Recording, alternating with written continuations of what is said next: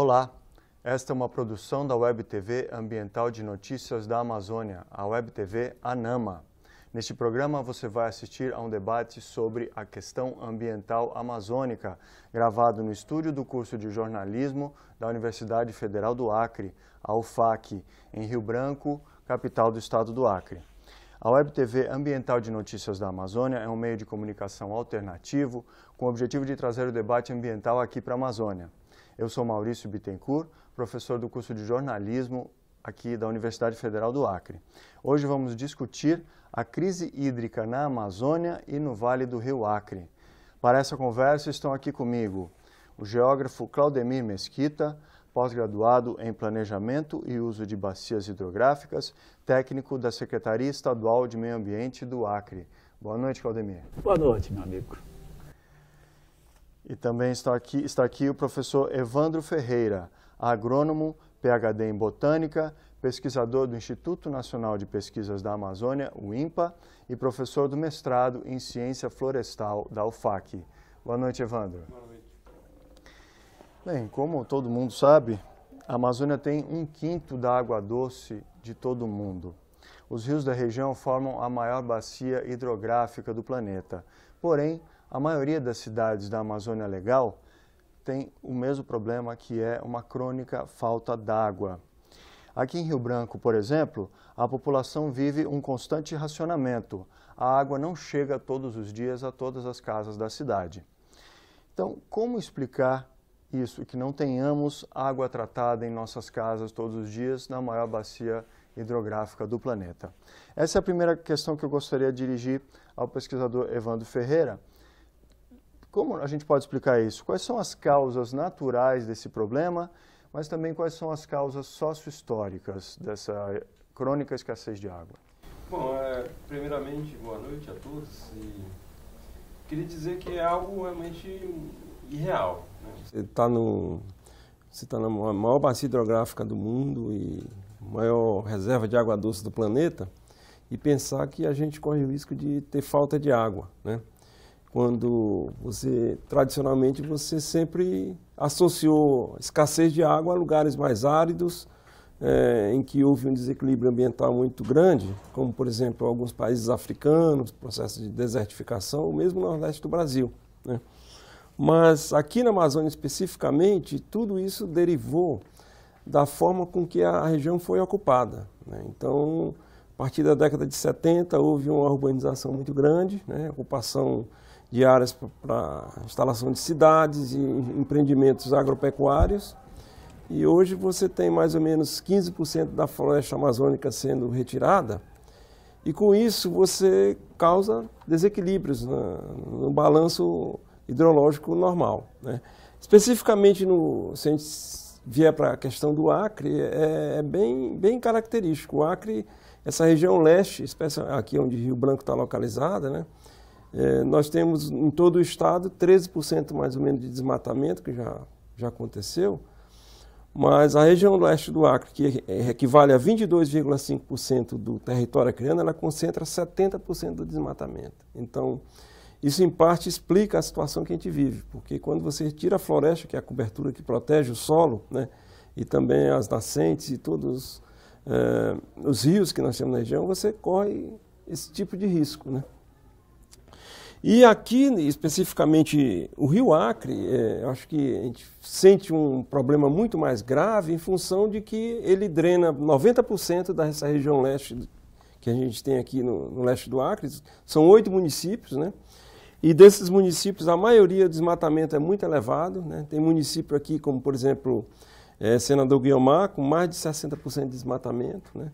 E se você for para a parte de mata ciliar, também é uma questão muito precária, porque a maior parte da mata ciliar do Rio Acre, no Acre, 30% já foi destruída, vamos dizer assim. Então, e tem municípios, por exemplo, como Rio Branco, 47%, né? Então é um valor muito elevado. Então, você tem uma coisa que tem a ver com a questão do homem, quando ele chega e como ele faz essa ocupação, né?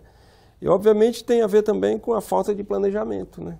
Você cria uma cidade, você não planeja o crescimento da cidade e você acha que vai poder, então, a captar água e tratar para abastecer todos os habitantes, e chega um ponto em que, por exemplo, o Rio Acre não está dando conta de fornecer essa água. Então, isso se repete em muitos municípios, mas especialmente no Acre, eu acho que seria, por exemplo, o primeiro lugar da Amazônia em que nós teríamos uma crise hídrica, né? Porque eu desconheço em outras regiões da Amazônia a situação tão crítica quanto a gente vive, e é ano após ano. Agora a gente está chegando na época mais crítica, nós estamos aqui no mês de agosto, e a época mais crítica costuma ser em setembro. Ano passado, 2016, teve o menor nível da história do Rio Acre, foi 1,41 metro e 41 centímetros. Então, para a Amazônia, isso é um nível baixíssimo, né? Professor Claudemir, a escassez de água tem relação com os investimentos públicos? Qual o motivo para a falta de água, especificamente aqui no Vale do Acre, onde se localiza Rio Branco? Bom, meu amigo, a escassez de água é um processo histórico já. Em 1999, talvez aqui, poucos daqui eram nascidos nessa época, mas surgiu no Vale do Acre um movimento forte. E esse movimento, ele tinha o objetivo de estudar as mudanças globais. E o Rio Acre, em 99, já passava por processo de escassez de água homérico. Por exemplo, eu cito 85, eu cito 97, recentemente 2011, e agora, bem recente, os últimos anos, que todo ano ele vem baixando 12, 13 centímetros em função do aspecto de uso e ocupação. Ainda em 99, existia uma rodovia chamada Transacreana, ou Transoceânica. E essa Transoceânica, ela era o projeto dos olhos do governo, mas era o projeto de maior mal do Rio Acre. Tá? E na época, dizia-se que esse projeto seria a redenção do Rio Acre, porque os recursos financeiros que chegavam para essa estrada seria destinado à recuperação de nascentes, à recuperação dos afluentes e do Rio Acre. E a recuperação não só no aspecto físico, mas fundamentalmente no aspecto biológico. Nessa época, foi criado um organismo chamado CONDIACRE. Esse organismo chamava Consórcio de Desenvolvimento Intermunicipal do Alto Acre Capixaba. Tinha a função de levar os estudos, os efeitos desses estudos das mudanças globais, através de comitês para os países Peru e Bolívia, além do Brasil.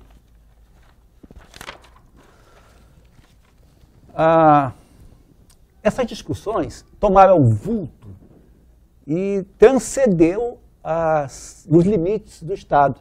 Chegou ao Ministério das Relações Exteriores, ao Ministério do Meio Ambiente, ao Conselho Nacional de Recursos Hídricos.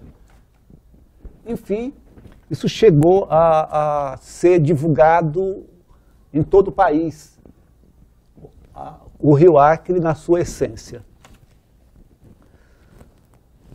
Essa mudança trouxe para nós uma reflexão profunda, no sentido de que os investimentos não chegaram aonde seria, que era na recuperação. Passou alguns anos, esses eventos foram quase todos jogados na lata do lixo, quase todos. Porque o que se investiu de recursos financeiros para recuperar o Rio Acre, dava para recuperar uma dúzia de rios. No entanto, nenhum recurso financeiro chegou para essa recuperação. Os recursos que chegaram foram materiais e humanos. Esses recursos foram bem abundantes, mas o financeiro foi destinado a outros programas e hoje os reflexos sobre a escassez do rio Acre se reflete em toda a sociedade. Muita gente ficando sem água, né? A gente vai dar uma olhada nesse problema. Os nossos alunos fizeram aqui um mini documentário sobre a falta de água e a preservação dos recursos hídricos. Então nós vamos ver um mini documentário produzido pelos alunos da disciplina Produção e Difusão em Telejornalismo 1, que pondera sobre essas questões. Vamos dar uma olhada.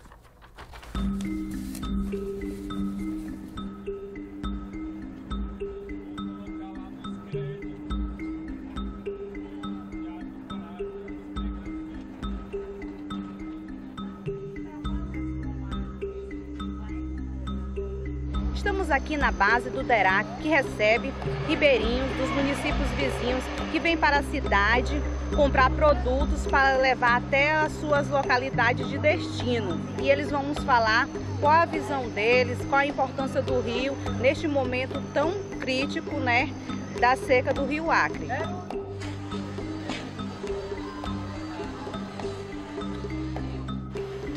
Da colônia, lá do Projeto Oriente. Eu moro no Projeto Oriente. No Projeto Oriente, no 340. É muito dificuldade para nós chegar aqui, para nós levar a nossa feirazinha para casa, porque nós não temos estrada. Eu não sei o que está acontecendo. No inverno nós vamos pelo rio. Sim. Nós gastamos 3 dias de subida, 4 dias. Para chegar com nossa mercadoria lá é uma dificuldade muito grande, né? Nós moramos muito longe, no barco tem vezes que tem um toldozinho, tem vezes que não tem, é no sol, pegando sol e chuva. E por esse tempo a dificuldade está muito grande, porque eu não sei o que está acontecendo com...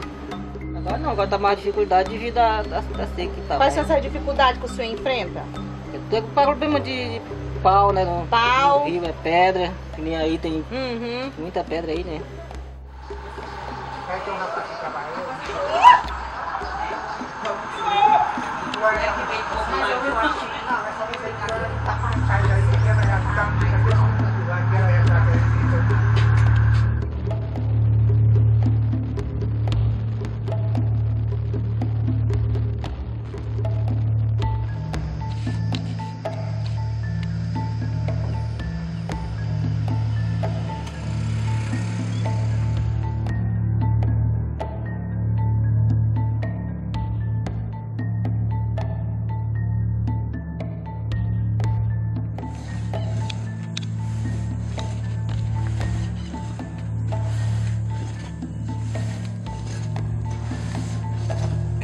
Meu nome é Ayrton Vicente da Costa, tenho 43 anos, nessa comunidade aqui eu moro aqui há 23 anos.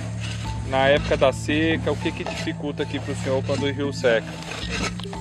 O que mais prejudica para a gente, né, que é o transporte que a gente faz por água, e na época da seca a gente deixa ele, né? A gente muda por terra, né? A gente faz por água na época do inverno, quando chega a época do verão, o barco não anda mais, a gente passa aí por terra. E nessa época de verão não, nessa época de verão fica mais difícil, porque a gente que não tem carro próprio tem que fazer 2 tombos. Por mais que a pessoa ache que não faz parte do problema, mas ele ainda fica afetado de alguma forma.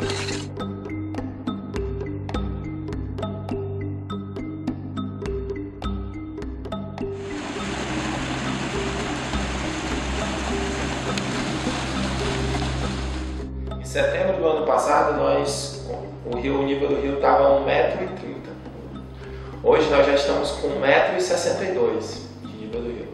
Só que olhando para o futuro, nós ainda temos todo o mês de agosto e mais os 30 dias de setembro, que historicamente são os piores dias dessa estiagem. Então, nosso prognóstico pelos órgãos de defesa civil que fazem esse acompanhamento meteorológico é que esse ano vai ser de muitas dificuldades.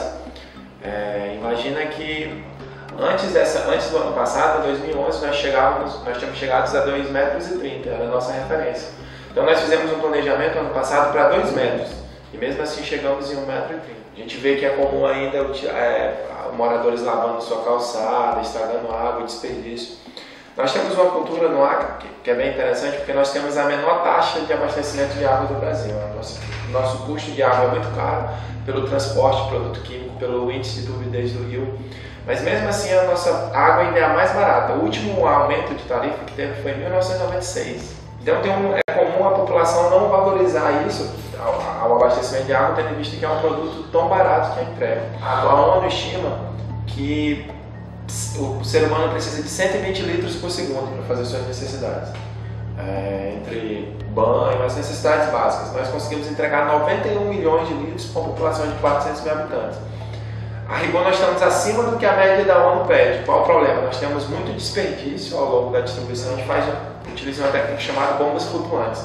São pequenas boias, pequenas balsas de metal que são instaladas no rio e a gente coloca as bombas em cima dela. E a partir que a gente vai movimentando para onde o rio fica mais com melhores condições para captação.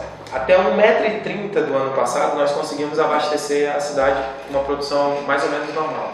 O que acontece? Como a gente está operando com a capacidade instalada, a gente está captando muita areia. Então as bombas são muito forçadas. O que acontece hoje de interrupção do abastecimento é a quebra de equipamento. Porque a gente está sempre trabalhando no topo da potência dos equipamentos. À medida que eles queimam, são equipamentos caros, as peças vêm de fora, a gente tem que ter um tempo para repor, para normalizar o abastecimento.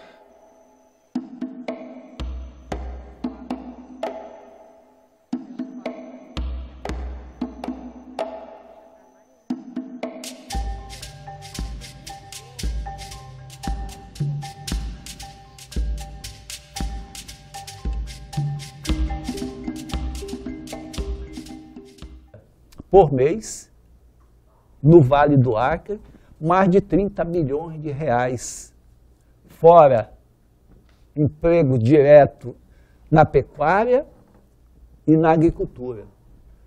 Fora muitos outros ainda empreendimentos que dependem do Rio Acre. Agora, se imagina você ver um rio degradado, contaminado, poluído como está o Rio Acre, gerando esses valores monstruosos de recursos para a nossa cidade e para o Vale do Acre. Ou seja, a primeira coisa seria cobrar por esses serviços ambientais que o rio presta, né? Eu acho que, e além de cobrar, né, com a cobrança, eu acho que a amostragem desse aspecto, se ele for pedagógico ou didático com o povo, certamente o olhar para o rio será outro.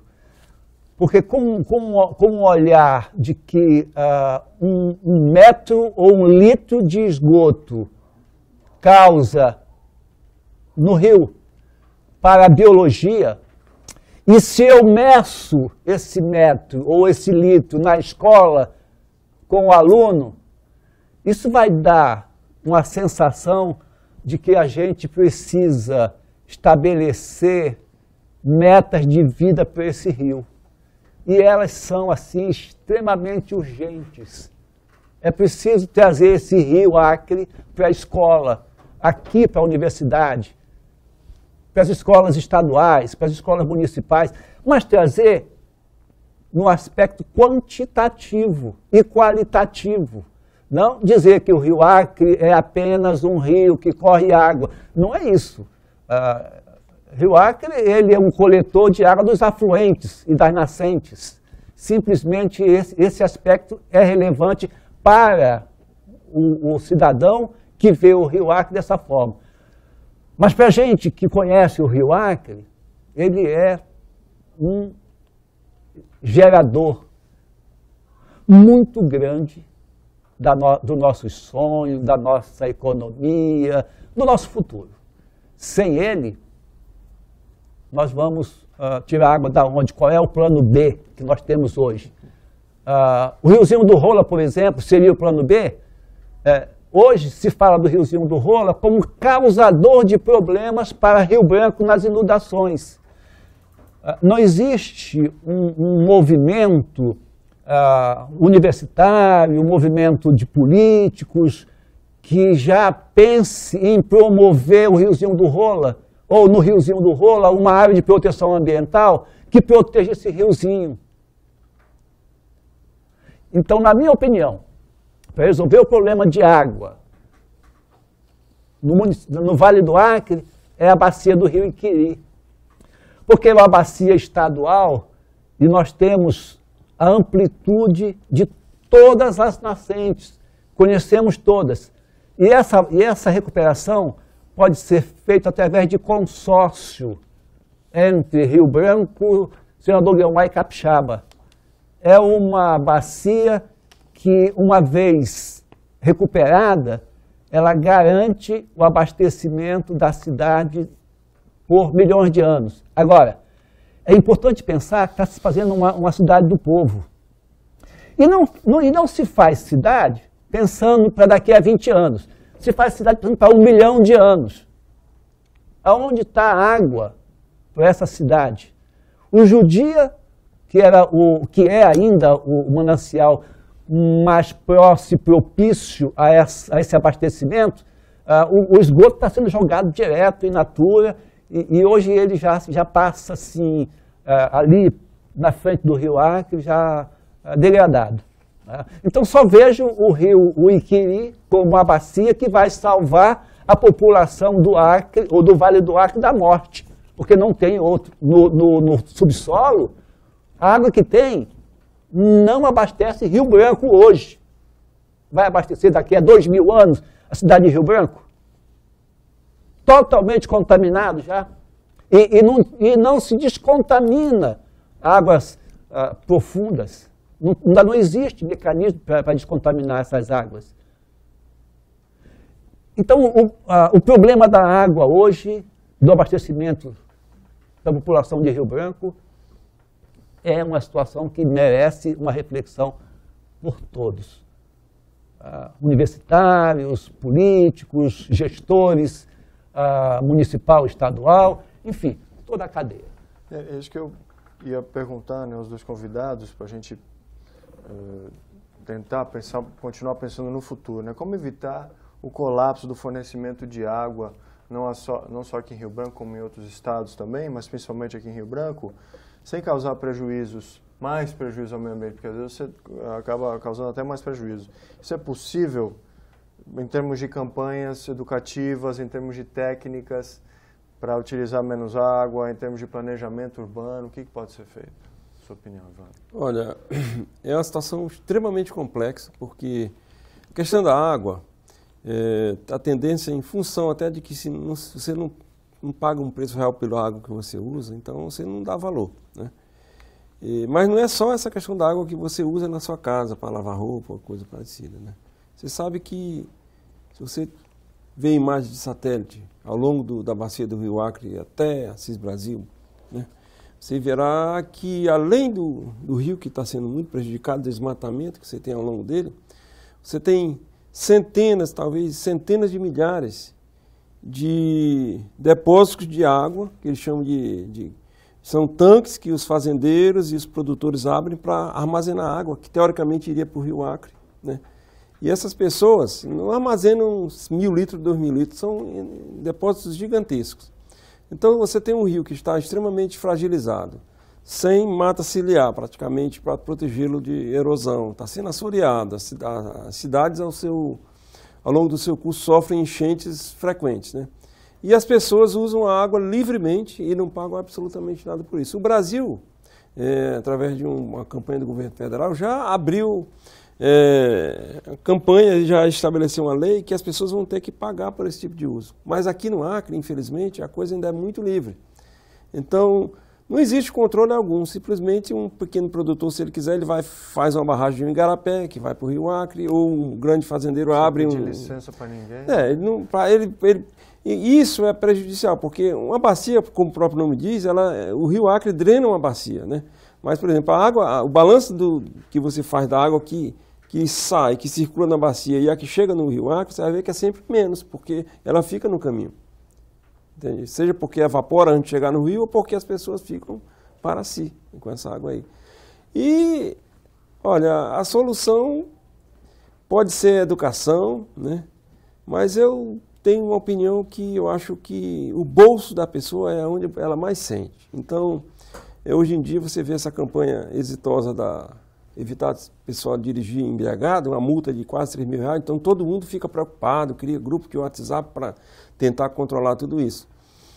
Eu acho que o bolso das pessoas, se eles sentirem o peso, né, isso pode acontecer, de que você vai dar mais valor para a água. Uma outra questão que tem que ser aproveitada é o novo Código Florestal que vai entrar em vigor e, por exemplo, eu estava citando para você desmatamento dos municípios aqui do leste do Acre, por exemplo. Senador Guiomar, praticamente 70% das florestas foram destruídas. Taciolândia, 53%, Capixaba, 49%, Rio Branco, 47%.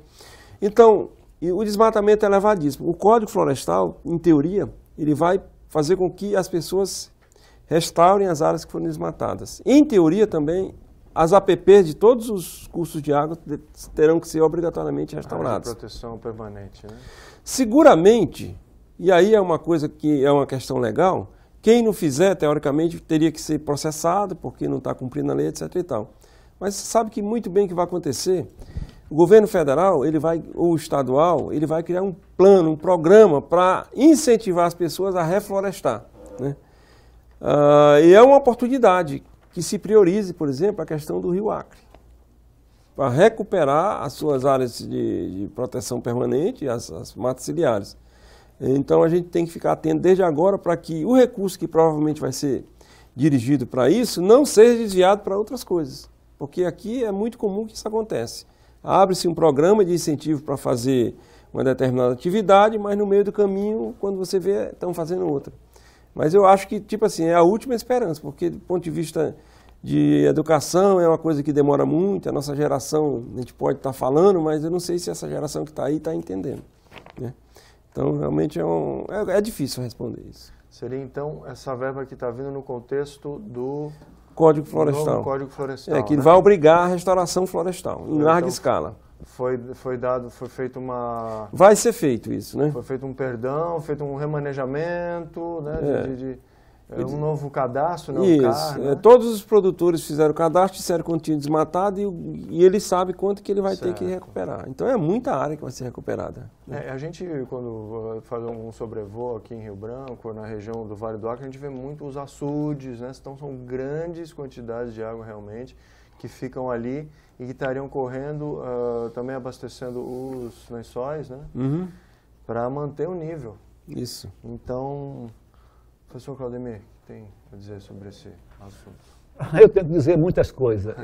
A primeira delas é a preocupação que a bacia hidrográfica do Rio Acre, daqui mais 10, 12 anos, ela será transformada em bacia leiteira. Então, veja, as mudanças serão radicais. Vai se priorizar a economia em relação ao homem. Vai se priorizar a água para os animais. A água será água VIP para os animais, para a pecuária. Para o homem é o que sobrar. E isso, se a gente olhar por esse aspecto, já se vislumbra essa situação. Só não está na mídia, só não está na grande imprensa. Mas se você andar hoje no Vale do Acre, você vai perceber que a água, que é de boa qualidade, quem bebe hoje é o gado, não é mais o homem. O que fica para o homem é o que sobra. Se sobrar, porque o que se tem hoje de informações, e aí eu acompanhei o zoneamento, eu acompanhei o Plano Estadual de Recursos Hídricos, e o Plano de Recursos Hídricos já trazia essas informações. No prognóstico, isso foi muito claro. Há vários anos já. Né? Assim, o diagnóstico deixava isso assim nas entrelinhas, mas no prognóstico dá para a gente perceber, então, a sua plenitude. E as recomendações eram intensas para que o poder público pudesse reverter essa desigualdade. Porque se pensa no homem. O homem é a essência da vida. Né? Sem ele não há história, não há nada. E hoje está se pensando na Toyota, enfim, no bem material, que é assim, hoje o que vislumbra na sociedade é o poder que você tem quando tem o melhor carro, quando tem, enfim, a situação de poder. Mas eu só imagino que eu estou deixando nessa cidade o meu maior bem, que são os filhos e os netos. Bom, por motivos aqui de uma falta de energia elétrica em toda a cidade no dia de hoje, nós então vamos ter que encerrar precipitadamente o nosso debate, infelizmente, que estava muito bom o papo aqui. Então eu vou pedir as considerações finais para os nossos debatedores e lembrar que ficou uma ideia aqui da nossa conversa de que nós pensamos por que a UFAC não tem uma estação de tratamento dos dejetos, dos esgotos, ou seja, para onde vai todo o esgoto da universidade. Será que está indo para o Rio Acre? Provavelmente é o que está acontecendo. Então, fica aqui a ideia, né, desse debate, ideia que o professor Claudemir que deu. Então, a gente que está trabalhando aqui dentro talvez possa defender isso. Então, faça suas considerações finais para a gente encerrar o nosso debate. Eu acho que é uma ideia que tem tudo a ver com a UFAC, porque a floresta do Parque Zoobotânico é uma das maiores, se não a maior floresta urbana de Rio Branco. Infelizmente, no fundo dessa floresta, nós temos o Igarapé Dias Martins, que passa pelo conjunto universitário e é completamente poluído. Então, a UFAC está como que sendo um marco. E eu acho fundamental que a gente tenha alguma iniciativa nesse sentido, de tratamento de esgoto do que é produzido aqui dentro do próprio campus e servir de exemplo. E realmente a gente precisa ser um exemplo. Eu quero dizer a todos que quando o homem tomar conhecimento de que as bacias hidrográficas são relevantes para a vida, acho que abrir-se-ão todas as portas para minimizar a miséria humana, a miséria social, de toda forma a miséria campeia hoje e talvez seja por essa consciência que nós vamos retomar a nossa riqueza ambiental no estado do Acre, no planeta, na Amazônia, enfim, no contexto da vida. Obrigado. Então, nós encerramos mais um debate aqui dessa forma pitoresca, né? Agradeço então aos alunos da disciplina Produção e Difusão e Telejornalismo 1, ao Célio Roberto e ao Daniel Dias aqui do curso de jornalismo, e até o próximo debate. Boa noite.